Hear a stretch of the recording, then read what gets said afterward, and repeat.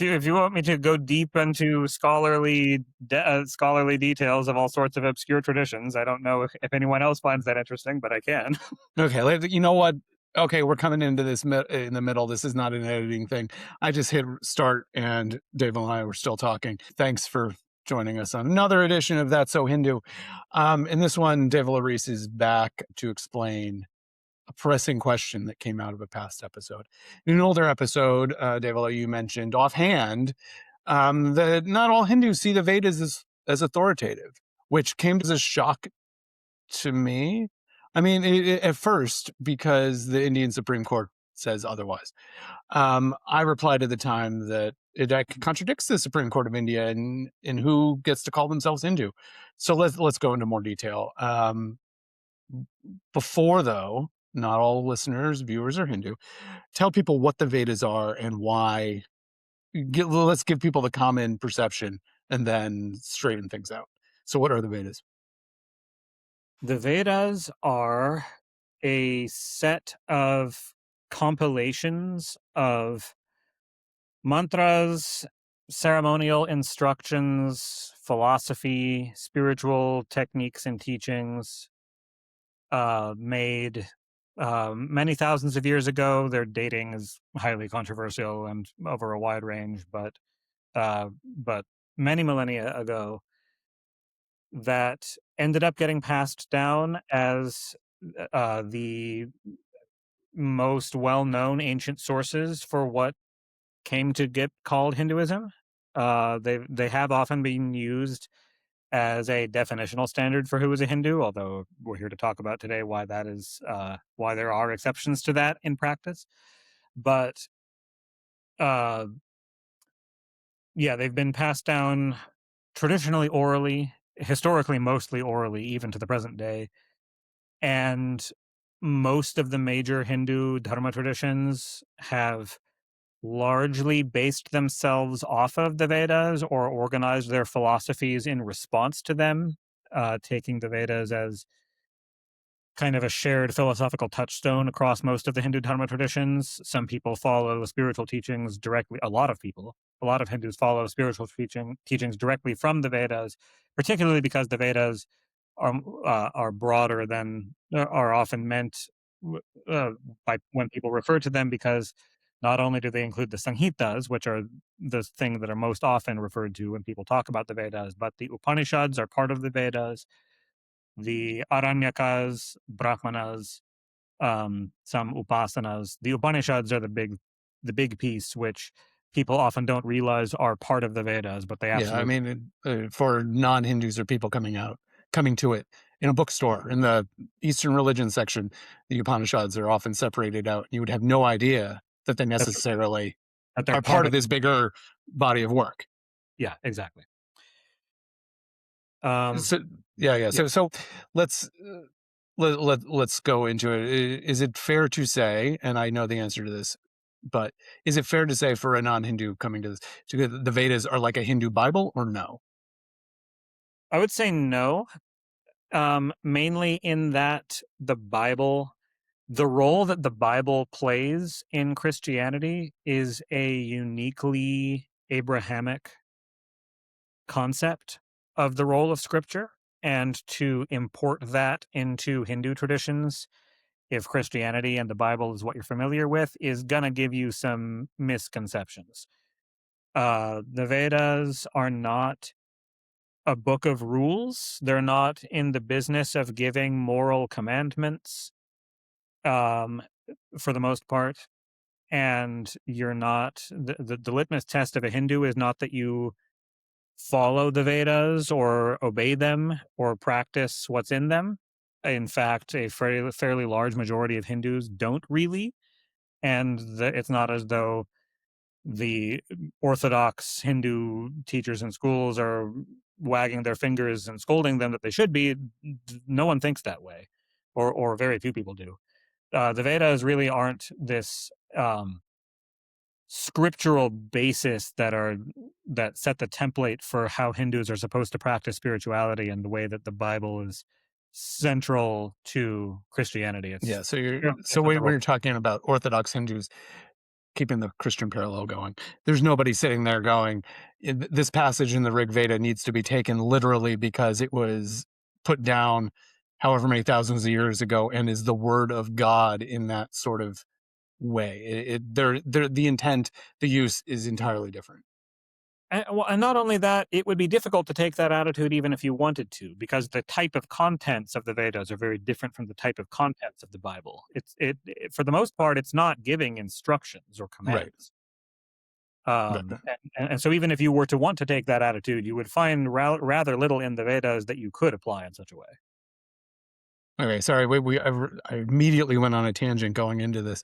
Um, then why how did the Indian Supreme Court get to this definition of the Vedas?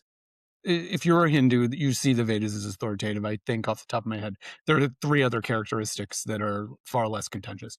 Yeah, some of the other characteristics actually could also be contended, but the Supreme Court pulled a random quote out of one author because in a case, it came up, and I actually don't have the history of the case ready to mind. One could easily look it up, but a court case in India post independence history came up in which it became relevant to define who is a Hindu, which has always been very tricky. And that goes back to the category of Hinduism, which was made up by evangelical missionaries in the 1800s as an umbrella term to throw into it the native religion of India without bothering to think whether there was such a thing or what problems might be caused by trying to make this umbrella category.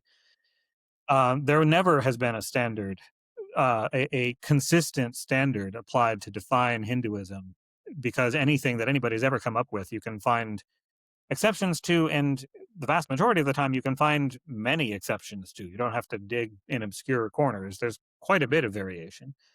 Um, the Supreme Court at one point cited a fairly well respected academic Indian author on the subject who made a comment that trying to build a working definition of Hindus, it was taking the Vedas, accepting the Vedas with reverence was the phrasing used. Actually, it wasn't taking the Vedas as authoritative, which is accepting the Vedas with reverence. Um, I could still find Hindus who are unambiguously Hindus who do not accept the Vedas with reverence. But that is a broader standard than taking them as authoritative. Accepting the Fair. Vedas with reverence was the language that the court Okay. adopted. Okay. So I guess using some paraphrasing in my language there, but thank you for Yeah, that. yeah. Um, why then? Let's play the other side of it. Why then is that accurate? Why do Hindus, members, adherents of the various Hindu dharma traditions, why do some see them?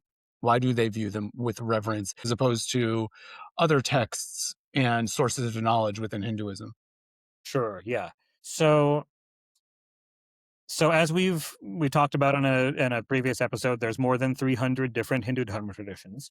Each one of those traditions has its own sources of knowledge, and broadly speaking, they tend to put them into three categories.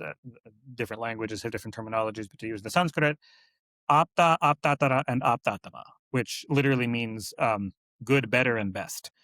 Um, that they rank sources of knowledge in terms of which one should take precedence over others. And each tradition ranking this, their ranking applies only to that tradition. So if like Sri Vaishnava Sampradaya down in South India has their ranking that has no bearing on Hindus anywhere in any other tradition. But for each tradition, they each have their own ranking. The Aptatama, the best authoritative sources of knowledge in a given tradition, usually for most traditions, they tend to be given as the insights that were revealed to the most ancient seers or teachers who that tradition follows. Kind of the closest thing to an original founding teaching of the tradition. There are a lot of Hindu dharma traditions which descend from the Vedas and take the Vedas as their Aptatama source because it was their wellspring in ancient times historically. Um, those include Smarta Dharma. Those include the six Astika philosophical schools, Vedanta, Yoga, a lot of big major Hindu traditions. stem from the Vedas, many of them synthesized, adding in elements taken from other traditions, but uh, kept the Vedas as their optatma source for when they find this teaching conflicts with that teaching that we pulled from some teacher over here. How do we steer our course? Many of them took the Vedas as their gold standard, so to speak, while also quite willingly incorporating and fluidly blending in all sorts of other sources, as long as they found that they could reconcile them with the Vedas. Okay, so let's get on to the impetus for this with that Hmm. 10 minutes of background. Um, what what parts of the Hindu Dharma traditions don't see things this way? And let's see, you can just hold forth on this. And what do they see? And then we can go from there on why that is regional, whatever, wherever it goes. Yeah, sure. So the big type of sources other than the Vedas, which a lot of traditions pull on, are the Agamas, also called tantras. Tantra, the word tantra has other uses because Yeah, it's often, I was gonna say we're gonna have a bunch of people getting confused by that right there. yeah, Maybe but it's gonna delay us, but let's make that yeah, well, disabuse people what they're thinking here about sure. tantras. So tantra, the word tantra has a lot of uses. It's used for certain spiritual traditions to refer to the tradition itself as a school of tantra or a tantric tradition. Um, there's in the context I'm using it, there are a bunch of sources that have they were originally oral. Many of them have been written down and taken the form of texts that have tantra in their title, and that, like for example, the Lakshmi Tantra, the Radha Tantra, the Rudra Yamala Tantra.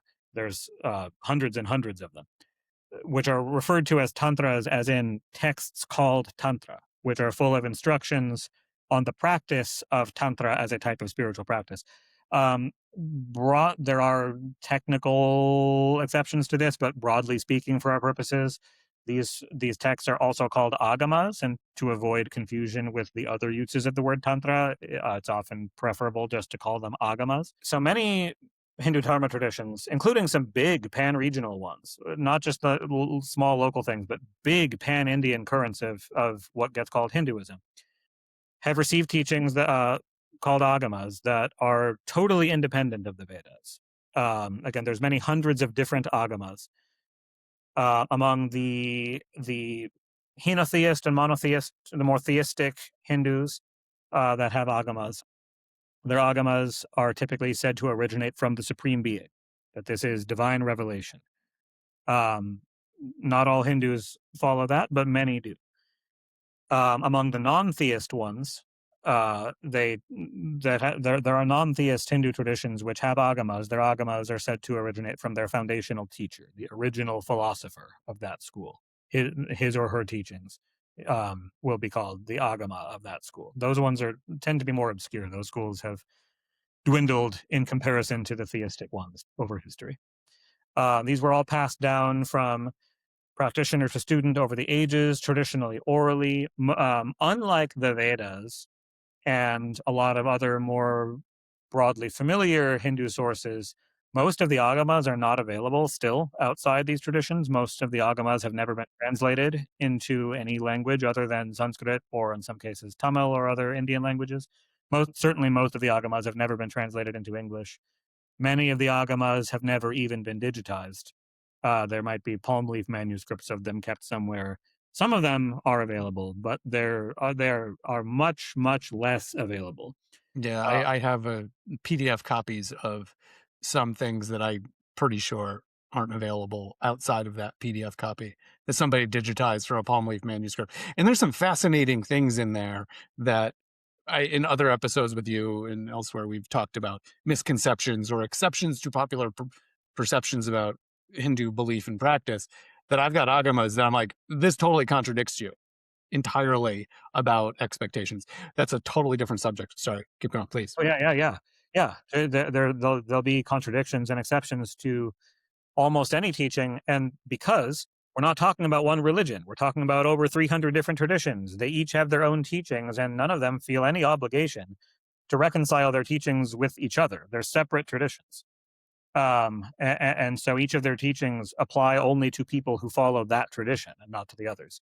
Unless you can feel free to pick and choose from where you like if you want, but they are under no obligation to be consistent with each other. Uh, I feel that that point right there clears up one popular misconception that Hinduism is paradoxical. Because once you realize it's not one thing, it it's is not one thing. 300, Yeah, 300 different things. All of a sudden, they don't have yeah, to reconcile. It doesn't matter anymore. The yeah. question's done. And if you follow one of them, if you take diksha under a guru and you follow this particular sampradaya, it will be consistent within that one, and the teachings of other ones will not be relevant to you. Yeah. So some of them also recognize the sruti of the sruti is a term referring to the Vedas in this case. Some of them also recognize the Vedas. Some of them are agamic and Vedic in a blend. Some of them are, but in those cases, the agamas are the aptatma sources, and so where they conflict between the agamas and the Vedas, they'll take the agamas as the higher authority. Some of them are purely agamic, don't make any use of the Vedas. Their content is all over the place, systems of spiritual practice, ceremonies, guidelines for temple building. In fact, temples as a whole, the very existence of Hindu temples is non-Vedic, it's agamic. Major parts of what you think of as Hinduism are non-Vedic in their origin, they're agamic. All temples are non-Vedic I'm in their gonna let's leave that right there and take a very brief detour Mhm. into a topic that this may be the first time HAF or anybody associated with HAF has taken a public thing on this. How do the Agamas figure into the construction of, I don't know if the term statue or murti is appropriate here because I don't know if they're used for worship, some of the larger images of the divine that we see. Yeah, so this is a fairly modern, quite modern, a phenomenon of some Hindus building gigantic, like multiple hundreds of feet tall, statues of. Often it's devatas, sometimes it's of Swami Vivekananda. There's a famous one at Kanyakumari in Tamil. Indian independence leaders. Indian independence leaders, so on. But sometimes it's Hanuman. For some reason, Hanuman seems to be by far the most Hanuman looks good. He's got a good physique and can. fair. He I mean, does. he's inspirational. Please, Oh no, I love Hanuman. Yeah. I know we see him right Or behind you. there's a giant. Yes, there's a giant Shiva in towering over Kathmandu. Along these lines. Yeah. Um, this is it's non-agamic. The agamas. If you're asking how the agamas figure into Yeah, it, they don't. The Agamas never said to build any images like this. The Agamas give guidelines to build images that are of a size that you can perform ceremonial veneration of daily, like you can wash it head to toe every day. I don't think anyone's getting up on like scaffolding and scrubbing the bird poop off the heads of these gigantic statues on a daily basis and so on. Now, again, by the same token, if an agama says that that's not appropriate, well, if you're from a tradition that doesn't follow that agama, that's of no relevance to you. That simply means that it's not appropriate for followers of that particular agamic tradition. But as far as how the agamas figure into building these giant statues, the answer is they don't. It's not done on the basis of any agamas, and anybody who's strictly following an agama wouldn't be doing it. But that's not to say that they're wrong or bad. That just means there's Hindus who are doing it who are not following a strict okay. agama tradition. Yeah. Yeah. Um, Let's bring it back here. yeah. Yeah. So this is the kinds of things that yeah, they also yeah, we could the topic of what the agamas contain is extremely vast and could be its own whole thing. But so it's to get into specific examples, to give an idea of how broad this is of some very major, fairly mainstream Hindus who everybody would agree are Hindus who are not Vedic. So we have examples from all of the major theistic currents of Hindus, Vaishnavas, Shaivas, Shaktas, Ganapatyas, Sauras, Kaumaras. There are Vedic and non-Vedic branches of all of those, and there are big non-Vedic branches of all of those. So to talk about Vaishnavas being a very big Hindu community. So, for example, Nimbarki Vaishnavas. This is also called Hansa Sampradaya, Sanakati Sampradaya, Kumara Sampradaya, the Nimbarka Vaishnava tradition. This is it's a blend, Vedic and Agamic, but the deeper into their teachings you get, the less Vedic it gets. So in this tradition, to give an example of how a lot of traditions organize things along similar lines, the Nimbarka tradition gets organized into 4 groups. You have the lay people who haven't taken Diksha, but they're, Nimbarka by family association, or just they, are kind of part of the community, but they haven't taken any formal initiation. Those people do Vedic style Vaishnava practices. Once you get initiated by a guru, there's 3 levels, which they call close, closer, and closest. The close people, they've undergone the first level of initiation, are taught Vedanta. They do Vedanta sadhanas. The closer people do Agamic. They drop Vedanta. Not that they repudiate it, but they graduate past it. And they now are taught Agamic Vaishnava sadhanas. The closest are taught stuff that was never written down, even in the Agamas, but has been purely oral since ancient times, since Nimbarka himself, and have never been written down anywhere in any language. They're not even Agamic. They're the pure Vaishnava teachings of Nimbarka, which do not come from the Vedic tradition, but preserve Vaishnava currents which go back older than Nimbarka, which they don't even, at this point, you're not even using murtis. Your puja is being done to a tree. And they have, these traditions are older than the Vedas, and survive only in oral lineages, but unbroken oral lineages going back uh, into the misty prehistory of India. And many of these traditions are still living and have really nothing to do with the Vedas, other than that when they came into contact with Vedic people, they negotiated that. And in this case, the way they negotiated it was they became public facing Vedic people. But the deeper you get into their private inner practices, the less Vedic it gets. A lot of Vaishnavas are like that. The Haridasis of Vrindavan are they're a non-Vedic Vaishnava community. Again, these people are universally considered Hindu. If you ask them, are you Hindu? Yeah, They'll yeah. say yes. If you ask the Supreme Court of India, are they Hindu? They'll say yes. Unambiguously, they are legally Hindu. They don't think the Vedas are useful at all. They think that Haridasa's Vani is their supreme of the supreme of spiritual sources. They don't use the Vedas at all. The Jagannath traditions, so the major Jagannath temple in Puri, is non-Vedic. The traditions they do there are mainly non-Vedic. They go back to ancestral tribal Oriya customs, which were non-Vedic in origin. A lot of tantric stuff goes on there. It's not Vedic, and this is a very prominent temple. Besides the fact that temples, the very concept of temples is a non-Vedic concept. Not to say that the Vedas are against it. It's just that the It Vedas is. are not where that comes from. That comes from the Agamas. In Sri Sampradaya in South India, the Sri Vaishnava community of Ramanuja, you have 2 branches. You have the Tenkalai branch, which is Agamic, and the Vadakalai. Do I have these right?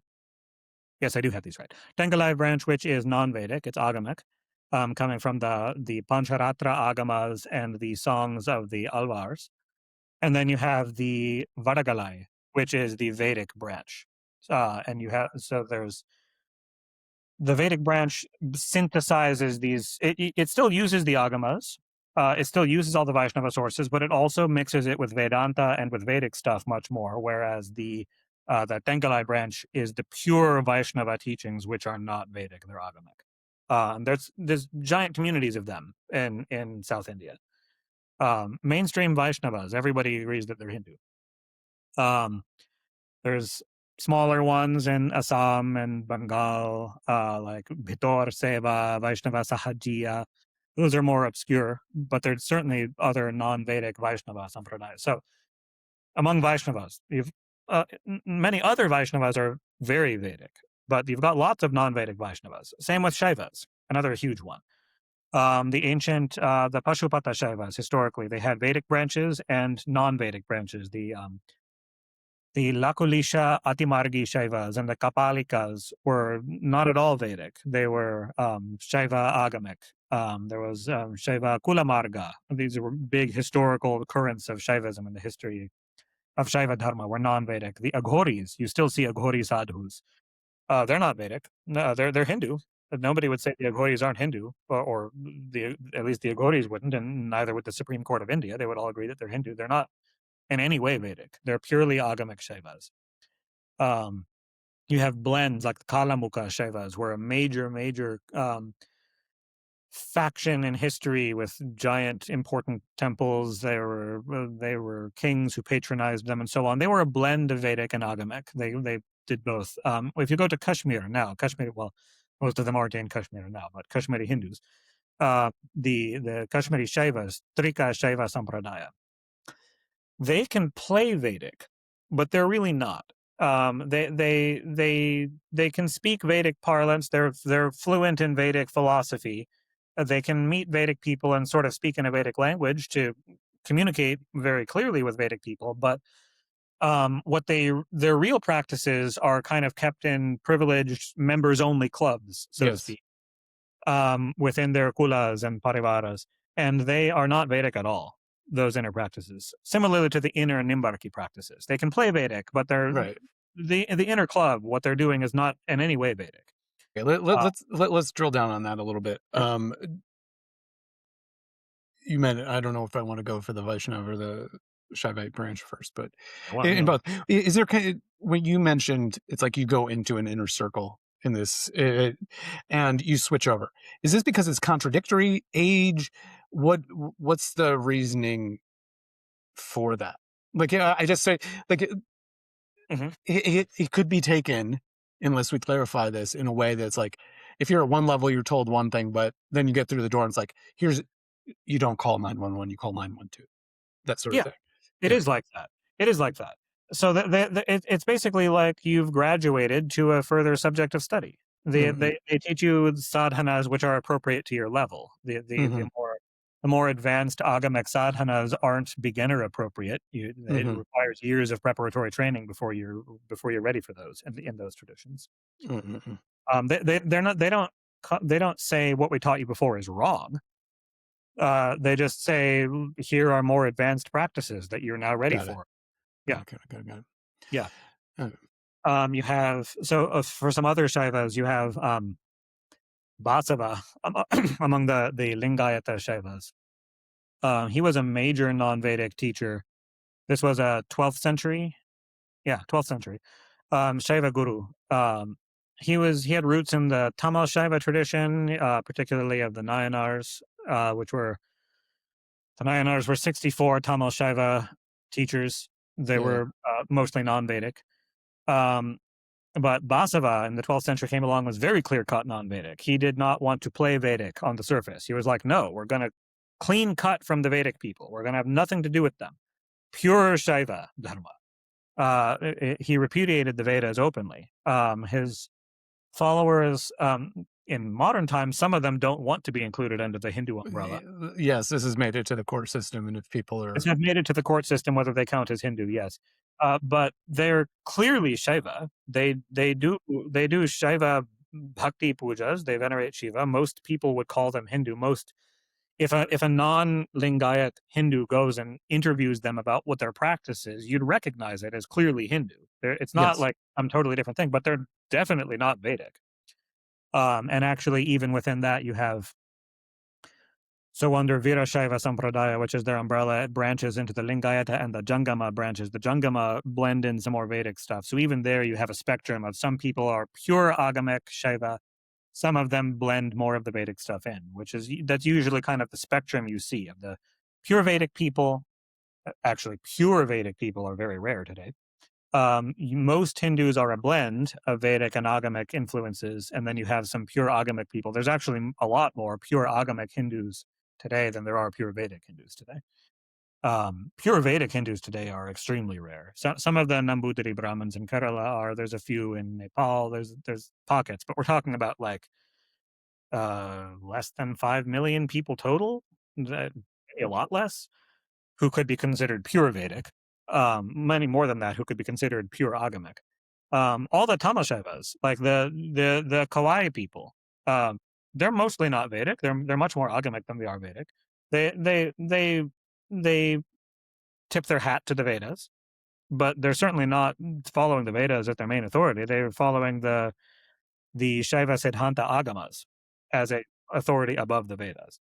So for the Shaktas, same thing again. So the Shakta Dharma traditions broadly, there's tons of detail, but broadly they're divided into Samaya and Kaula. The Samaya Shaktas are Vedic. The Kaulachara Shaktas are non-Vedic, but they're clearly Shakta Hindus. Everybody would describe them as Hindus. Legally, they're recognized as Hindus.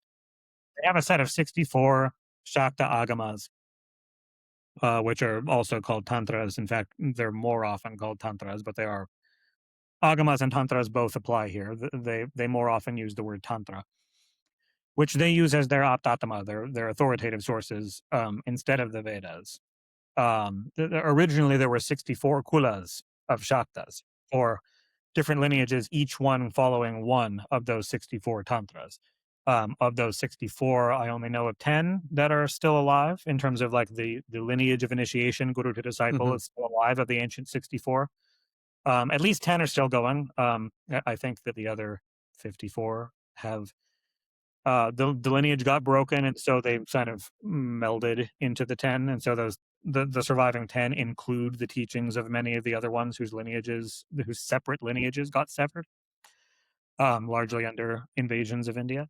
But so under those 10 branches, most of them have a Samaya branch, which is Vedic, which blends that tantric stuff with Vedic practice, and they have a Kaulachara branch, which does not blend in anything Vedic. It follows purely the ancient way. Similarly with the Ganapatyas are all but extinct as a separate branch now. Technically not quite. But as of Adi Shankaracharya's time, there were 6 classical Ganapatya Sampradayas. 3 were Vedic, 3 were Agamic. So there again, you have the split into the 2. It was the Navanita, Swarna, Shanta Sampradayas were Vedic. The Mahaganapatya, Haridra, and Uchishta Sampradayas were non-Vedic. Uchishta Sampradaya of the Ganapatyas is still alive, technically, though it's hidden. But Hold on, hidden. Wait, let's. What do you mean by that? They're very private. They don't Okay. want the public to even be able to find them. So I'm not going to get into where they are. But they are in India. They're still Okay. going, continuing their very private practices. They a larger and more public-facing wing of Hindus who aren't even Ganapatyas took them in, and they got along great, and they continue their practices within the temples of this other community, which I am not going to specify because they're very private about where they have their Oh, setup. But they're still doing their thing there. you're killing me here with this. Yeah, it's Okay. a major temple. It's one of the more popular temples in India who play host to these people, but they do not like the Oh, public to come bother them. okay. Message for viewers. If any of you know this, out of respect for Devala and this community, do not put it in the comments. Let's Yes. respect. Yeah, they're doing their private thing. They'll call you if they want you to be involved in what they're doing, but they're a small club and they're private. And they have some much larger patrons who are happy to help them out with that. Yeah, similar with the sodas. So like if this commonly comes up reading about historical sun temples, like in Multan and Konark and places. A lot of the sun temples that got struck by invasions. Many of those, so historians will call those Hindu temples. Many of them were not Vedic, though. Some of them were Vedic, but a lot of them were non-Vedic Saura Hindu sun temples.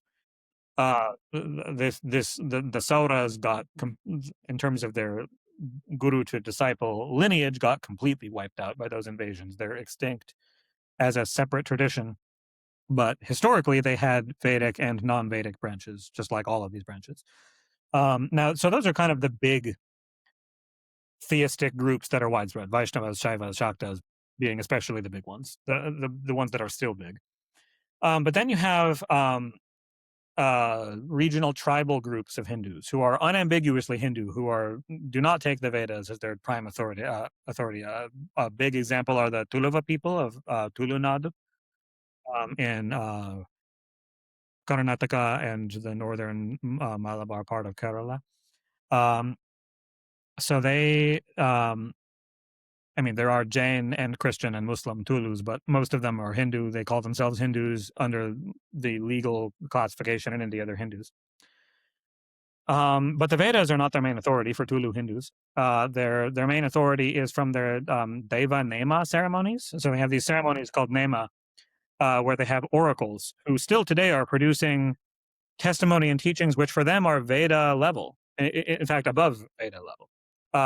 That they to them, what their oracle said in the Nema last year is much more spiritually authoritative than what the Vedas say. Because they're like, well, sure, the Veda, and it's not that they disavow the Vedas, but the Vedas are like, okay, you got a download from the Devas 5,000 years ago. Good for you. We got one a month We got ago. one last week. Yeah, right. Yeah, yeah, and we're going by that because that's up to date with the needs of our community right now. Um, and so they do it typically every year. They do Nema. It's an annual ceremony typically, Hmm. where they have Deva Nema and they have Bhuta Nema, which is depending whether you're talking to illumined beings or to ghosts. But I was getting that one. they have ceremonial specialists in their tribe who channel these beings and give new messages from the Devas, which to them are far more authoritative than the Vedas. Uh, then you have like the Kiratis in Nepal with they call it Kirat Mundum, but when they're talking to Veda people, they call it the Kirati Veda, their own separate sources of knowledge, and so on with pretty much all of the regional ancestral, pretty much all of the regional ancestral Hindu traditions. Which, when we're listing 300 plus Hindu dharmas, Includes a lot of those. more than 200 of those are going to be regional ancestral, and pretty much none of those are Vedic. Uh, So actually, if you're going by number of traditions rather than numbers of practitioners of the tradition, most Hindu dharmas are non-Vedic. Although the Vedic ones tend to be the bigger ones. Right. So I feel like we're way down far down a rabbit hole. I feel like the sun might be like up there someplace, but yet I get a sense that we could keep going and keep going. Sure. But in the interest of time, that Yeah. was this maybe count as the nerdiest or most episode that I have ever done, and it has been fascinating, and I have learned a lot, and I hope viewers have learned a lot. But let's try to get our way back up to the surface here. Sure. What two things? How do we reconcile all this with the Indian Supreme Court, or am I too fixated upon legal definitions? And to somebody, if you wanted to sum up like the too long didn't read version of this, what do people need to know about this subject in general? Okay, so as far as the Indian Supreme Court goes, I will say, like, the Indian Supreme Court is not any kind of Hindu authority per se, especially. I mean, it has no bearing on Nepali Hindus. It has no bearing on Indonesian Hindus, et cetera, et cetera. Even on Indian Hindus, like, yeah, all these huge Vaishnava sampradayas that are non-Vedic. Okay, the Indian Supreme Court says that part of the definition of Hindu is that you accept the Vedas with reverence. What most of them would do in response to that is they might be like, they'll tip their hat. They'll be like, okay, sure, I accept it with reverence. Now back to practicing my agamic stuff that has nothing to do with it. They'll nod their head to it, sure, and that's about as much relevance as that has to most of these Hindus. As far as kind of the TLDR of this, the Vedas definitely are very seminal for all Hindu traditions. Every Hindu tradition, without exception, has come into contact with the Vedas, and that contact was a big deal to them. In some cases, they adopted it as an authoritative source of knowledge. In some cases, they melded both. In some cases, they didn't adopt it, but they learned ways to talk to the people who did, because those were the majority of people who lived around them, at least in large cities and wealthier kingdoms and so on. And the Vedic people never tried to force their ways on other people. In cases where there were fusions, the fusions, nearly without exception, the fusion was initiated by the tribal people who came and wanted to pick up some elements from the Vedic people. The Vedic people weren't pushing it on them. But in some cases, they chose not to follow them. They were perfectly content with their original practices. Lots of them continue that. And so, in practice, whether or not you follow the Vedas doesn't make sense as a litmus test for who is a Hindu. Tons of people identify as Hindus, are consistently identified by others as Hindus, who do not follow the Vedas and never have, and their ancestors never did. That is a very good full stop at the end of a Yeah, sentence. Let's end it there. yeah, Thank you, Devala, for explaining all of that. And we will no doubt have you back on to explain some other bit of Hindu knowledge, Hindu Dharma tradition knowledge. Thank you so much. And viewers, I hope you enjoyed that one. Apologies if it was super detailed for all of you. But if it was super detailed, I have a feeling you hit stop 10 minutes ago. So there we go. Thank you.